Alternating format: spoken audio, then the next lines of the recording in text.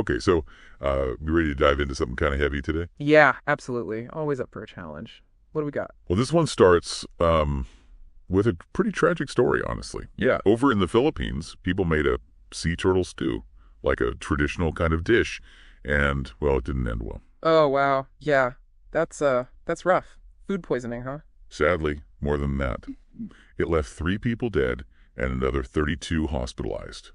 So, yeah, we got to unpack this. Not just the what, but the why. The cultural stuff, the conservation angle, maybe even some weird science we don't expect. Definitely those layers are always where it gets interesting. Simple story on the surface, but Exactly. So much underneath. So, we're talking about a coastal community, right? hmm, Seafood is like their lifeblood. makes sense, yeah. And the dish was this thing called adobo, which I guess is like a classic Filipino recipe. Okay, familiar with that one, yeah. But this time they added sea turtle, which apparently some cultures consider a delicacy. Ah, see, that's where things get tricky. Because hunting and eating sea turtles, it's straight up illegal in the Philippines. Endangered species, the whole deal. So you'd think open and shut case, right? Breaking the law, bad consequences. Yeah. But it's not so simple. Yeah, I bet there's more to it. These folks, they were just following their tradition, something passed down for, who knows, maybe generations. Ah, so it wasn't malice, just like cultural habit. That adds a whole other dimension to the tragedy, doesn't it? Not some intentional disregard, but Exactly, and that's what's so tough. It's like head-on collision between how they've always lived and these conservation efforts that, well, they exist for good reason. for sure. But bridging that gap is never easy. Plus, there's a science twist that most people don't know about sea turtles. Oh, lay it on me. I love a good science twist. They can actually become toxic, like poisonous, even if they look perfectly healthy. Wait, what? How does that even work? It's all about what they eat. Some algae, apparently, it produces toxins. And if a turtle munches on those, well, those toxins, they build up in its body. Bioaccumulation, right. I vaguely remember that from college, maybe. Bingo. And when a human eats that turtle meat, boom, it can be deadly. So it's like a hidden danger you wouldn't even know by looking at the turtle. Nope. And it's not just speculation. The reports mention that even some animals that were fed the same turtle meat, they died too. Yikes. Okay, that's pretty convincing evidence right there. And to make things even more, I don't know, tangled, there are communities that believe sea turtle meat and eggs, they got medicinal properties. So it's not just food, it's tied up in their beliefs about health, too.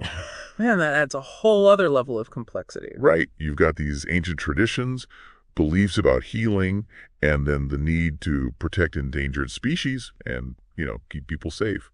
It's a lot to juggle. A real balancing act, for sure. Makes you realize it's not just a local problem, this affects everyone. Totally. Like this one incident in the Philippines, it raises questions about sustainability and conservation on a global scale. It's all connected, isn't it? Sadly, this isn't even the first time this has happened. Back in 2013, same country, sea turtle meat, boom. 68 people got sick, 4 of them died. Wow, so this is a recurring issue, not just a one-off. Exactly. So, what can we even do about it? How do you balance those cultural needs with these conservation goals? Are there any success stories out there? That's the million-dollar question, right? It's going to take everyone working together, scientists, conservationists, the local communities, got to be all hands on deck. Finding new ways to get protein, sustainable income, education about the risks, that's got to be part of it. This recent tragedy, it's a wake-up call. It's got to be. Local officials are already trying to enforce the ban on hunting sea turtles, but they're going to need more than just that. For sure, it's a multifaceted problem, needs a multifaceted solution. It's a chance to have those hard conversations and hopefully find solutions that respect everyone and everything involved. Couldn't agree more. This story, it really makes you think. So as you're listening, consider this. Yeah. Could there be sustainable practices that give those same benefits people are looking for from sea turtles? Something that checks all the boxes, cultural needs, conservation, the whole 9 yards. It's a tough one, but finding those answers, it could change things in a big way. Yeah, it could have a ripple effect far beyond this one community. It's worth exploring for sure. Absolutely.